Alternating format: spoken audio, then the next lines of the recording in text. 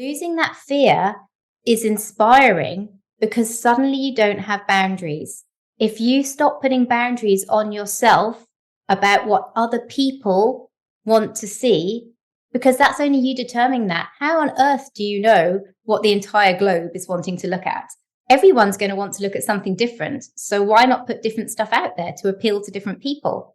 And I think losing that fear is very motivating and also inspirational in itself, because when you are out walking, you suddenly have your eyes open and your iPhone ready or your camera ready, because you think, hey, you know what? If I see something beautiful on this walk, I'm going to post that to my Instagram feed, or I'm going to edit that really nicely, rather than, oh, I better go on my walk to get back to my studio or my room to take a picture of some flat lay food.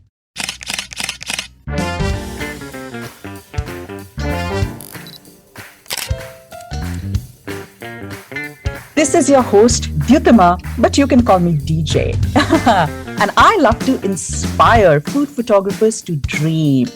I spent 15 years as an architect studying buildings and constructing hospitals before taking the biggest leap of faith of my life, which was setting up a food styling and food photography business right from scratch. If you're a dreamer like me, wanting to start a new photography business or grow your existing food photography business, jump right into a world where I share practical, actionable strategies to improve your photography skills, to work with clients, make more money, all with a fearless mindset. This is the My Food Lens podcast, and we take you one step closer to your dreams. So let's go.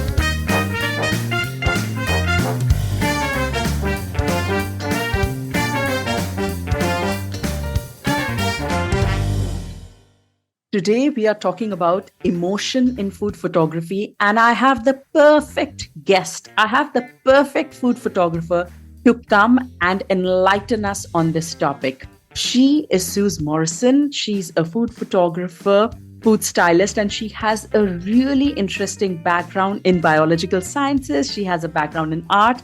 She was also a chef at one point. So she has this incredible background. And she has this incredible talent for food photography. But when I say talent, she has actually built, honed, and is continuously working on this talent of food photography. And we'll learn more about it as we speak to her. But the one reason that I really think that she's the perfect person to talk about emotion in food photography is because if you see her food photos, there is no way that you will not be moved, that you will not be transported into her world, and that you will not feel something, maybe joy or excitement or melancholy or just something just looking at her work. There are many people who talk about storytelling and emotion in food photography, but hands down, Suze is, in my opinion, one of the most successful food photographers to be able to bring true emotion to food photography. She's going to tell us all about how she taps into her intuition. How does she approach a photo shoot? What does she do to bring out emotion? What does emotion really mean? The importance of emotion in food photography, and how we as food photographers can not only bring emotion to our photos, but also find our style through a certain process. So this is going to be one hell of a conversation. Are you all buckled up? Because I'm all set to welcome Suze. Here we go. Hi, Suze, and welcome to My Food Lens podcast. Oh my God, it's such an honor. I'm so delighted to have you on our podcast today. Gosh, thank you. Thank you so much for being here. Suze, I know that the whole food photography fraternity is a fan of your work. But for someone who may not be aware, can you just start us with a little bit of an introduction? Wow. Okay. That was amazing. I feel like the queen walking in here. And for me, that's very humbling, because obviously I haven't been in this game too long. It's actually coming up for 2 years to the day since I picked up my first real camera. Before that, I was petrified of anything that looked camera shape unless it was a point and click holiday snap. So yes, thank you for the intro. So yeah, my name's Suze. You may or may not have seen me on Instagram as Gourmet Glow. And funnily enough, that name was born many, many moons ago when I was actually chefing. and I wanted to get my recipes out there. And I thought, well, what do I do? And at the time, I was a trained chef. I was working in a couple of Michelin restaurants. And so I wanted the gourmet element because that's what I like to do. I was doing the fine dining, plating, etc. And then because I do have a degree in biological sciences, always been very interested in nutrition and, what food can actually do for you from the inside. So I'm not the biggest fan of Western medicine. I do believe in healing from the inside out. So food is far more than fuel for me. So I think the glow element sprung from that. It's like your inner glow. And so the two just came together. It was kind of like, I don't want to say healthy because I don't like the word healthy. So it was more like wholesome, nutritious food that was also done in a fine dining way. I wanted to put it out there to people that if you went for a beautiful posh meal, it wasn't always going to be like cream and butter and blah, blah, blah. It could actually be beautiful and quite nutritionally dense. So that's where Gourmet Glow sprung from. And then it kind of just progressed. And I was working for brands who wanted recipes developed. And I was doing a lot of recipe development. But my main problem was I was taking a picture of the recipe on my iPhone. And I knew myself it was delicious. I triple test everything. They taste really nice. My iPhone made it look disgusting. We had painted beige. We had like random flowers trying to make the beige look more beautiful. And honestly, they all look like car crashes. And I put up with this for maybe a good year or so. And it actually was really starting to impact me because I was sending these photographs off to people saying, hey, look at these delicious brownies. And, they look like they've been in a mailbox for like 20 years and all and they just looked awful. And I knew deep down I'd be looking at food magazines. I'd be looking at Instagram and I was seeing all these beautiful pictures. And I actually, if I'm honest with you, I didn't understand how people were doing it. I actually thought it was possible to have no idea about lighting, no idea about composition, but to actually somehow try and plate it the same way and then have this amazing edited image that I'd done nothing. And I didn't comprehend there was actually a process towards that. So it was actually my friend that sent me an email saying, you need to get into food photography. And I was like, is that a thing? Like, is that real? And it was from there I bought a camera. Believe it or not, 2 years ago, the camera that I bought was a little tiny little Canon thing that actually had a button on it that said food. And you click the food button and then you press the shutter and it took a picture and it automatically edited it for food. And then I literally airdropped it to my phone and put it on Instagram. No, so if you look at my feed, you're making this up. Look at my feed 2 years ago, the food setting on my camera was amazing. And then it kind of just progressed. Like I suddenly learned, I was like, why does everyone's kitchen look so nice? And then I understood the concept of a backdrop because I'd never heard of a backdrop. I didn't even know they existed. And I bought my first backdrop, which I remember was deep purple and mottled. Obviously, really great for all styles, Not challenging at all. No, not at all. So everything appeared on this deep purple mottled background, regardless of its color. And stupidly, I thought that, I needed light in my photos. So I plonked it down on the kitchen surface, which has the window behind it. So every single one of my images was backlit, which was fab for some, atrocious for others. But it was just like everything was like a little nugget that I was learning along the way. And then eventually, yes, I enrolled on a course, the course that everyone knows about. And I learned, the ISO aperture triangle. I learned the basics. I learned that my light should come from a certain angle. I learned that I needed to shape light, but it was all geared towards natural light. And living where I live, I'm in the UK, natural light can be there 1 second, gone the next. It can be pink, blue, green, yellow. It can be whatever it likes, and it can be there for 3 seconds and then change. So I did natural light photography probably about 6 to 8 months, and then we hit winter.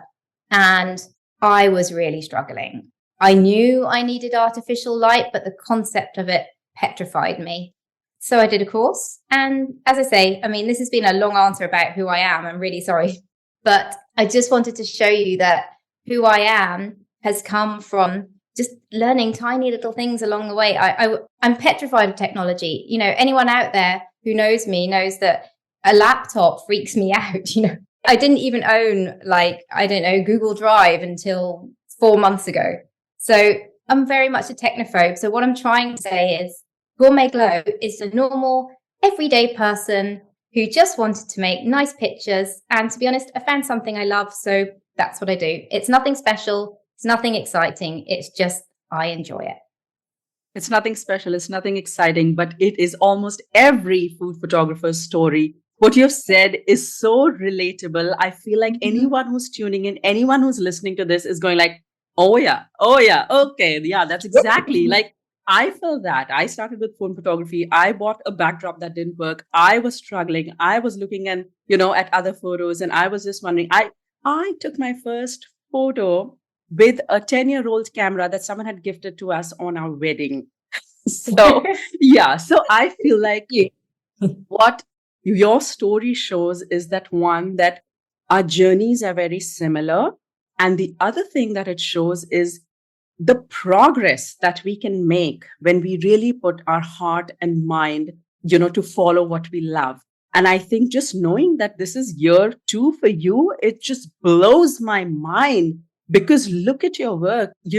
A lot of food photographers who I know, they draw their inspiration from you. I mean, you're a role model for so many. And for you to come and say that, oh, here, this is my journey, it just gives them so much hope that you can be there as long as you put in the work, as long as you're also educating yourself. I think that was a very big takeaway for me from your answer, that you weren't just like a hit and trial. Oh, I'm just going to do this. I'm just, you went, you learned, and then you put it into practice every time that you felt that you needed. Yeah, I think that's born from my personality.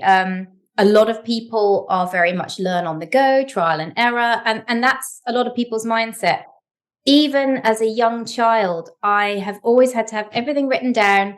As a person, I'm quite organized, and I get quite out of my zone if things aren't organized. So for me, having a structured approach to how I educated myself really, really, I think that's what put the ball in motion for me. I couldn't have just picked up a camera because I was too scared of the buttons. I couldn't have just picked it up and played with things in case I did something wrong. So having a course there that just guided me through step by step. And of course, everything is just the tiny little, I like to think of things as tiny little seeds that you then grow yourself. So the course I started off, I don't know if I can say the name, it was photography school, and it sowed the seed in me, but it very much shapes you into a certain style of photography. So photography school, if you look at their feed, it's beautiful. It's very white, light, bright, airy images. There's pops of color. But from where I stand, I can spot someone that's learned on photography school a mile away, not because it's a bad thing, just because it's a very, very certain style. There is a little joke. There's someone that's found me on Instagram that calls me the black sheep because I always like to be that little bit different. And I was determined that wasn't going to be the style that defined me. And I had to find within my own personality what defined Gourmet Glow. In my head, I was so desperate for people to look at my work and say, that's Suze. In all honesty, I'm still developing what Suze is. I know what Gourmet Glow is all about. I love shadows. I love contrast. I love slightly lifted blacks. I love muted color, blues, cools, greens, but I'm still learning because I can't always, say there's a challenge on for the color yellow. I can't say I'm not doing that because that doesn't tie in with Gourmet Glow, but I have to make that yellow my own. And I think that's what's fun. Once you start learning who you are as a photographer, as a person, you can then start putting yourself into what you do. And I think that's the whole crux. This podcast is centered about emotion, and it really got me thinking. I thought, wow, it is a massive thing in food photography. And for me personally, it's a huge thing because my photos, I can honestly say every single one of my photos that you see has a small element of myself in it. And I think that's where the emotion ties in, because I will not post anything that I do not feel has Suze in it. I do a lot of client work, and it's funny because I see other photographers will do client work and they won't. I do charge extra to post to my feed. That's a whole nother concept. But for me, I will quite often say to the client, I'm going to post this to my feed free of charge because I love it. And I think every single client shoot I go into it with a mindset saying, I will have to want to post this to my own social feed, regardless of whether they want it or not, because then I know I put my soul into it. If I'm happy to have it representing myself, then I know that I've done my job. So that is why the clients I work with all have to tie in with my own personal ethos around sustainability or environmental issues, because I need to know that I can put myself into it. And I think that's what I'm learning about my images now. I like to think that somehow you can see a little part of me in it, whether it's the shadows or whether it's the colors. There's a part of me in every single thing that I do. And I think that's where the emotion comes from and why I couldn't be part of the photography school sort of alumni, because if I was editing every image with the same color theory or with the same white background, how was I imparting an emotion into it? Because some days I might be feeling under the weather. I might be feeling a little bit down or low. And you'll see that I will be creating really deep, dark, moody images, mainly to release that, I think. I think once I've released that and I've edited it, I think, wow, okay, that emotion's been worked through. I've done it. And I've got this picture that represents that emotion in me. And now I feel a little bit more free. And sometimes, like today, I've woken up and I think, God, it's beautiful sunshine. I feel really bright and happy. You know what? I'm going to do an outdoor drink shoot if I've got time, just spontaneously. And, it'll probably be hard light, twinkling lights, etc. But if I was trying to stick to white backgrounds, same colors, how could I then just put in all that emotion that I've got in me? So I think that's why you'll see my pictures, while they all have a part of me in it, they will jump around a lot. Sometimes they'll be bright, sometimes they'll be moody. Sometimes I'll lift my blacks and sometimes they'll be really contrasty and dark, but that's only because they're all me. And I don't know what the me is, but there's a little thread of me that runs through every single one of my photographs, but I can't say it's a particular style, if you get what I mean. It's just me. All right. So I just have to share something with you. It's freaky. It's really freaky. Freak me out. And yeah, so the moment you started talking, I was like, oh gosh, what is this? Before I interview a guest, I usually spend some time wrapping my head around who they are, and I immerse myself in their work. I immerse myself in the conversation that we're going to have. And I always have very strong connections with my guest.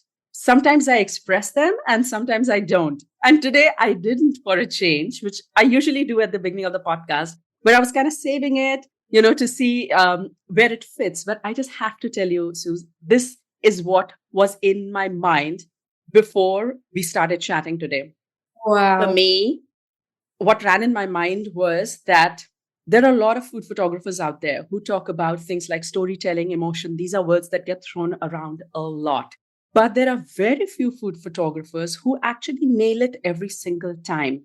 And the one thing that came to my mind was that whenever I've seen prominent or these, big photographers, like I'm doing air quotes right now, talk about emotion and storytelling, I feel like they follow the same style every single time. It's either flat lays or it's either flat lays or it's the same composition or it's the similar kind of food, it's the same kind of styling. I crave to see variety in their stories. I crave to see that. And the one thing that came to my mind was, with Suze, if I'm talking about emotion, 100%, whenever I have seen a photo of hers, it has stopped me. It has evoked something in me. I have felt moved and I felt transported. And the best thing about it is that it surprises me every single time. I can look at a photo and say that it's definitely her style, because there are things, the way we edit our photos is very part of our style of photography. But this is what came to my mind. Like literally, I said this in my head, the exact words that you use right now. Whether she does cool tones or she does warm tones, they always end up looking like her work and they are equally strong emotionally. This is Wow. so I couldn't freaky. think for a better compliment. That's just blown me away, because I think for me, that's the one thing that I can't even say that I try to do it, because it's not something that I'm outwardly trying to do. It's just something that if I've done my job well, that comes apparent naturally. And I think you hit the nail on the head. There are a few, from my point of view, I mean, people won't share this view, and that's absolutely fine. But from my point of view, there are a few large names out there that do talk about storytelling, or maybe teach about storytelling in photography. But for me, it's as if they're following a prescription. So it's like saying you're going to write a novel, but you are handed a outline of the novel and you're kind of filling in the gaps. So it's as if someone said, I'm going to create storytelling around a bar scene eating tapas. So they'll get their flat lay and it will be a backdrop they've used a lot. They'll think, oh, wood, beer, tapas, and maybe I'll edit this with some oranges in the shadows. And it's as if they've just gone bing, bing, bing, bing, bing, rather than, for me, I taste the food as I'm putting it down and think, wow, what do I feel? And then, I won't necessarily plan. I know it's a bad thing, but I won't actually plan my set the day before or the night before. I'll have an idea of where I'm going, but until I have played around with how I'm feeling on that day and what kind of mood I want to create, it kind of all comes together. It's like a really weird process. It's how I'm feeling. Obviously, yes, I do try to get in a mood. If it was a tapas scene, it would depend how I'm feeling. Maybe I've got this tapas, this beautiful meal out. Maybe if I'm not feeling too great and the weather's dim, I'll do it like a deep, dark sort of taverna bar type thing. But if the sun's shining, maybe it's outdoor tapas and everything's bright and light and airy. But I won't know that until maybe the morning I'm shooting. And I think for me, that's what storytelling is. It's not deciding your story. It's the story dictating to you. And I think that's the different, I approach things. Maybe it's seen as haphazard in some way, but I won't define my story. I let the story come to me. And I think that's maybe why my Instagram feed isn't perfectly curated. The colors don't flow. I don't have these beautiful sets of 9 that everyone sees that have a beautiful continuity, because for me, it's not me. If maybe I've made 8 photos that look similar and I don't want to force the 9th to tie in with those. What if the 9th is some crazy off the wall thing because I'm feeling a bit wacky that day? I don't want to think, oh, I can't do that because it's not muted yellows and browns. I want to do it because if I'm doing what I feel, I'm putting my emotion into it. I can't do anything like a wet fish. I can't be dictated to. And that's why client shoots are quite fun for me, because the client will come to me with a very certain idea. And I'm always there going, maybe we could do this, because I'm always wanting to put my little twist on it. And, I do end up putting it. It's like an artist, I guess, not that I'm calling myself an artist, but it's like when an artist does a painting, they can either send it away or they can sneak their little signature in the bottom, where someone won't see it. And that's the way I see my photography. I'll do what people want and what clients request, but I can't give it away without a little Suze signature somewhere in it that just says, that's mine.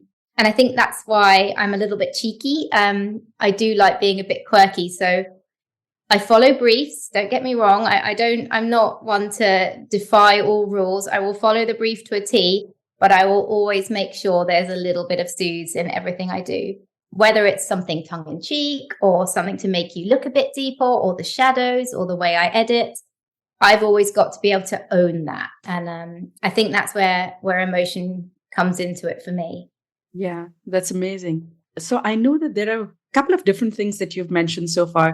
You've mentioned how the weather, the sun or the rain, how that kind of makes you feel and how that dictates your inspiration for a photo, or it could be something internally that you're feeling. So maybe can you just give our listeners like 3 ways that maybe they can draw inspiration, what they can tap into to feel inspired? 3 ways? Wow. Yeah, absolutely. for me, as you know from my feed and what I write, I'm very much inspired by nature, and I do suffer actually from seasonal affective disorder. So I'm very much a sunshine bunny, very, very happy in the summer. I'm learning to seek the joys in the winter. I find it very hard. I love light. I love the heat. I'm a very cold person. Like I suffer in the cold. So winter isn't my best time, but I'm learning. So I think you'll find that my photography is very seasonal, and that's purely due to how the climate is affecting my mood. You know, spring, I feel new hope. I feel fresh. So everything's green, verdant. I just starting foraging again, and it's just making me so excited. And so for me, nature is a huge inspiration, not just on me as a person and how I feel, but also ingredients wise, because I cook seasonally. So I am a forager. So I will be out foraging. And it's when I'm foraging that I will see nature playing with colors or textures, or sometimes I'm walking through the woodland and maybe a shaft of light is hitting a bit of wild garlic. And I think, wow, how can I recreate that? Or that particular tone of green, you know, that's another thing that I think defines my work, in that I see a lot of food photographers and they have almost like their own color palette. So all their greens will be very blue, all their purples will be very pink, you know, all their oranges will be, etc., etc. You probably won't find that in my work, because in my head, say the green of, I don't know, the green of a pineapple spike is a totally different green from a broad bean. You know, a broad bean, a fresh young broad bean is like a yellowy green, whereas a pineapple will be a bluey green. And I can't understand why you would want all your greens to be the same, because a green is like a little personality in itself. You know, a tender young broad bean is tender, it's young, it's fresh, it hasn't come to that sort of blue green yet. It's just young and yellow, and it's like it's just moved out of its yellow form into a green form. I think that's a huge inspiration for me, is actually looking at my ingredients or looking at my food and thinking, you know, at what stage are you at in your life? You know, come winter, we're overwintering vegetables. So say your carrots, they've been stored in cardboard boxes for years, well, not years, but months. So their orange isn't that fresh, vibrant, bright orange of a citrus fruit that's just come around in January. It's a slightly tired orange, isn't it? Whereas a carrot that's a spring carrot that's been pulled up from the ground will be a lot brighter with a fresher tip. And I think that's a huge inspiration for me, is not all carrots are the same orange. So yeah, nature is a big thing. I think just looking around me, before I did my biological sciences degree, I actually was into sculpture and art and English literature. So I think you might understand why I'm always rambling on my posts with words. I love writing. And I find when I start creative writing, that will be inspiring me. I'll write I love writing my blog posts, which have gone on pause for the minute, but I love writing them because it spurs my mind to start thinking. If I'm writing about something, I get wrapped up in my own little world of words, and then those words form into pictures in my head. And I get a lot of inspiration from that. But even when I'm out walking with Peanut, I'll see colors, textures, just in nature. Maybe rocks or rubble will inspire a crumble. Buildings are a huge one for me. I can see old churches. I live in an old village with thatched houses, and sometimes just the sun hitting a piece of stone, you'll think, wow, you know, maybe I could dig out a stone backdrop and have a really nice earthenware bowl on it. And maybe I can contrast that with some smooth noodles. And just I'm constantly thinking and applying things to photography. Also, I can't stop at food photography. I know I'm a food photographer, but you'll see my Instagram feed is interjected with, I know, pictures of where I live or Peanut. And I think I like seeing that on other people's feed, because it shows that they're not curating everything they do. They're just putting out what they love, and they're putting out part of themselves, which then transpires to emotion. And I think having a perfectly curated feed of food is fine if that's the person you are. If what makes your soul happy is to create work for clients that is very beautiful, very systematic, and very mathematically laid out, that's perfect. For me, I'm a whimsical person. I believe in magic. I believe in nature. I believe in the power of the universe, and for me, having a perfectly curated Instagram feed of flat lay food, there's no equation there. It's just not balanced. So for me, I have to interject my feed with random little bits and bobs that gives an insight into me, like the wild garlic, the way it's excited me, or a bowl of nettles because I've just picked them. I need to share that with people. So I think that's another, when you say inspiration, I think inspiration is also losing your fear. It took me a long time to lose the fear of actually posting that, thinking, do people want to see it? Or will they think it's weird having a picture of a beach in amongst some noodles? And losing that fear is inspiring because suddenly you don't have boundaries. If you stop putting boundaries on yourself about what other people want to see, because that's only you determining that, how on earth do you know what the entire globe is wanting to look at? Everyone's going to want to look at something different. So why not put different stuff out there to appeal to different people? And I think losing that fear is very motivating and also inspirational in itself, because when you are out walking, you suddenly have your eyes open and your iPhone ready or your camera ready, because you think, hey, you know what? If I see something beautiful on this walk, I'm going to post that to my Instagram feed, or I'm going to edit that really nicely, rather than, oh, I better go on my walk to get back to my studio or my room to take a picture of some flat lay food. Do you see where I'm coming from here? It's not giving yourself boundaries that you think are determined by other people that probably aren't. The beauty of humankind is that everyone likes something different. Variety is the spice of life. So if you put variety out there, you'll probably get variety back. Do you see? You'll get many, many different walks of life following you. Yes, it's happening to me now. So many people are unfollowing me, probably because I'm not just doing flat lay food. But then the people that do follow me, I can honestly say I engage with my followers all day, every day, and I love it.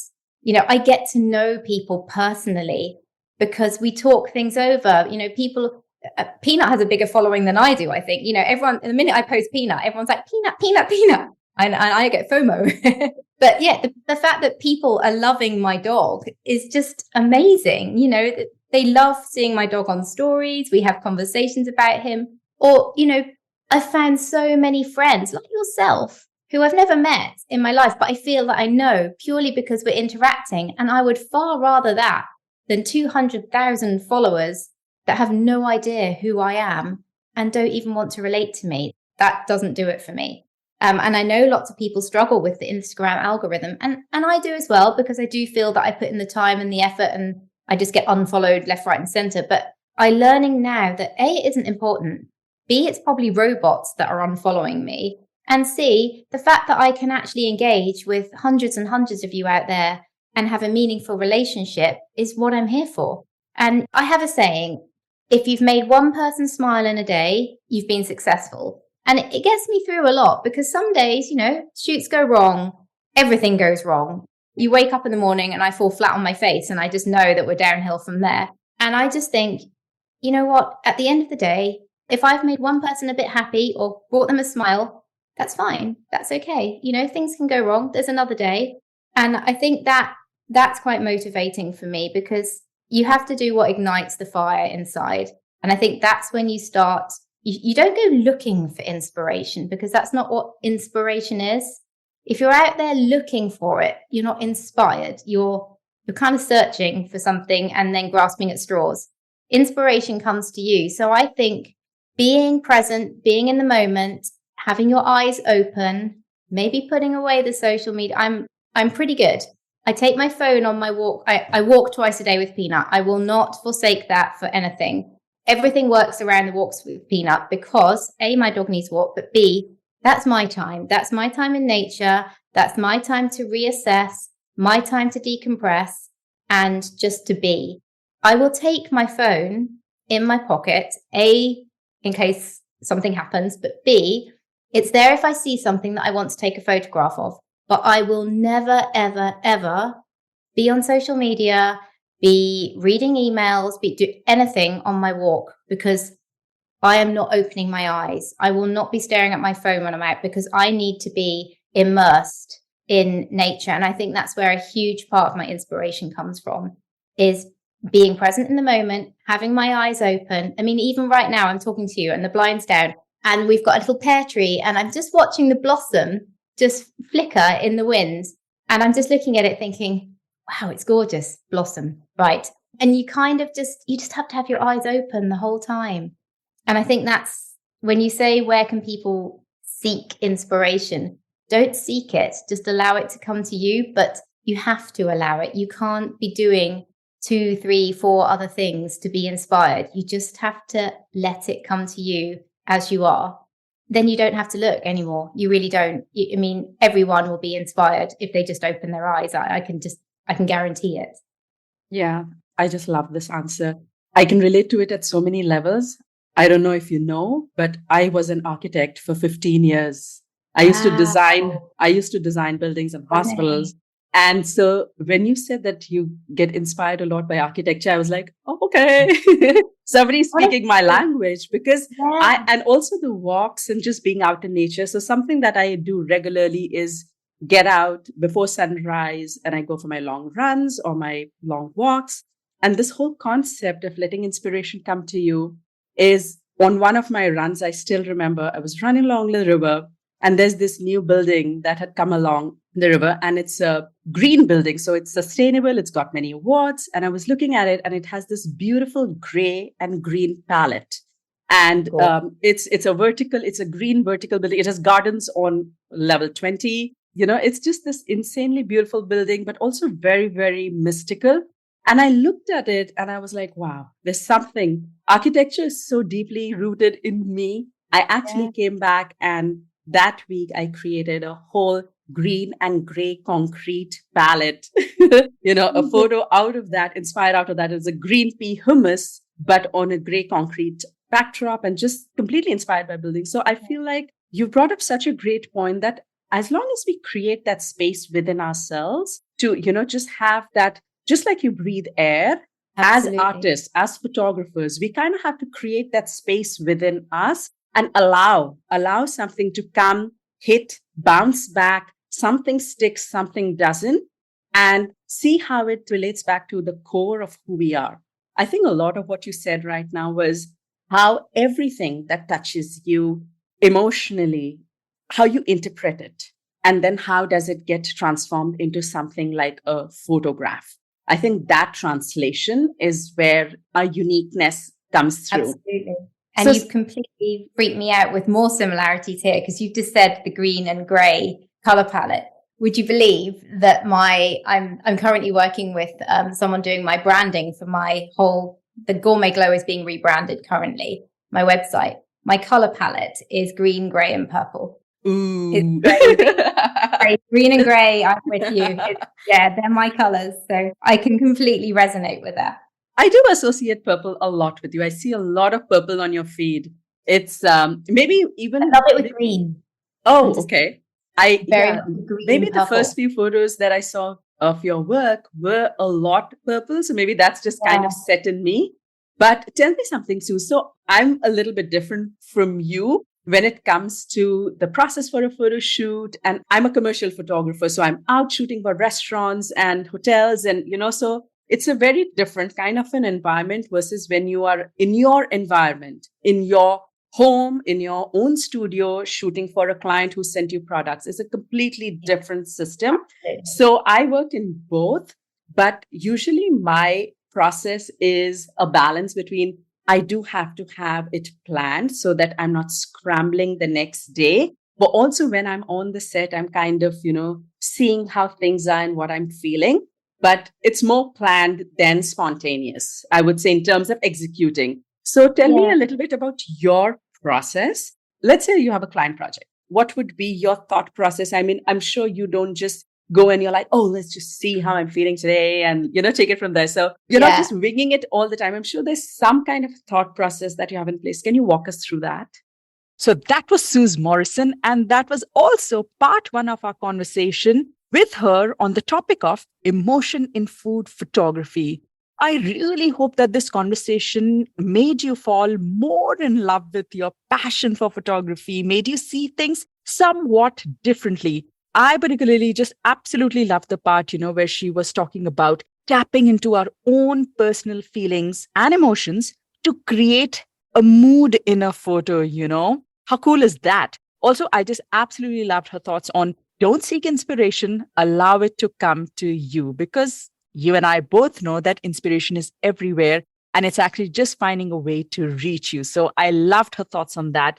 And yes, of course, the whole emphasis on who we are and, why it's so important, because that is the one thing that actually enables us to create a signature style of our own and really be able to transport a viewer through our work by bringing emotion to it. All right. So, and this is not just for an audience on social media, but actually even for client work. And we'll chat more about that in part two. In fact, we'll chat about Sue's process, how she brings emotion to client projects versus personal projects, and also how to break rules to make your photography even more powerful. So, all that and much more in part two of this series with Suze Morrison. And of course, if you have any questions about part one, you know where to find me. Email me at hello@myfoodlens.com or DM me on Instagram at Gyutima_myfoodlens. I'll see you next week with another episode. Until then, bye-bye.